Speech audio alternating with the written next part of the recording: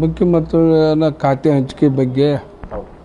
ಮತ್ತು ಈ ಕೆಲವೊಂದು ಸಮಸ್ಯೆ ಇದಾವಲ್ಲ ಇದು ಸರಿಪಡಿಸೋ ಸಲುವಾಗಿ ಹೈಕಮಾಂಡ್ ಪರ್ಮಿಷನ್ಗೆ ಹೋಗ್ಯಾರ. ಅಲ್ಲಿಂದ ಏನು ಬರ್ತೈತೆ ನೋಡೋಣ್ರಿ.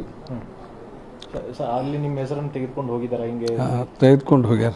ಹಾಂ ಸರ್. ಹೋಗ್ಯಾರ ಅಂತ ನನಗೆ ಭರವಸೆ. ಸರ್ ಓಕೆ, ಒಂದು ವೇಳೆ ಸಚಿವ ಸ್ಥಾನ ಮತ್ತೆ ಸಿಗದೆ ಪಕ್ಷದಲ್ಲಿ ತಮ್ಮ ನಿಗಮ ಮಂಡಳಿ ಯಾವುದಕ್ಕೂ ಹೋಗೋದಲ್ರಿ. ಹಾಂ. ನಾನು ಒಬ್ಬ ಸಾಮಾನ್ಯ ಶಾಸಕನಾಗಿ ಕೆಲಸ ಮಾಡ್ತೀನಿ, ಕ್ಷೇತ್ರದ ಕೆಲಸ ಮಾಡ್ತೀನಿ. ಅಂದರೆ ಅದಕ್ಕೆ ಇಲ್ಲ ಸಚಿವ ಸ್ಥಾನ ಸಿಗದೆ ಹೋದ್ರೆ ನಿಗಮ ಮಂಡಳಿ ಸ್ಥಾನಕ್ಕೆ ರಾಜೀನಾಮೆ ಇಲ್ಲ, ರಾಜೀನಾಮೆ ಕೊಡ್ತಾನೆ ರೀ. ಕೊಡ್ತೀರಿ? ಹಾಂ ಹಾಂ. ಸೊ ಮತ್ತೆ ಬೇಡ ಇದನ್ನೇ ತೊಗೊಂಡು ಮುಂದುವರ್ಸಿ ಅಂತ ಮತ್ತೆ ಸಿದ್ದರಾಮಯ್ಯ? ಇಲ್ಲ, ಯಾರು ಹೇಳಿದ್ರು ಕೇಳೋ. ಈ ವಿಚಾರದೊಳಗೆ ಸಿದ್ದರಾಮಯ್ಯ ಸಾಹೇಬ್ರಂಕರು ಹೇಳೋದಲ್ಲ. ಹೇಳಿದ್ರೆ ಮುಖ್ಯಮಂತ್ರಿಗಳ ಹೇಳಬೇಕು.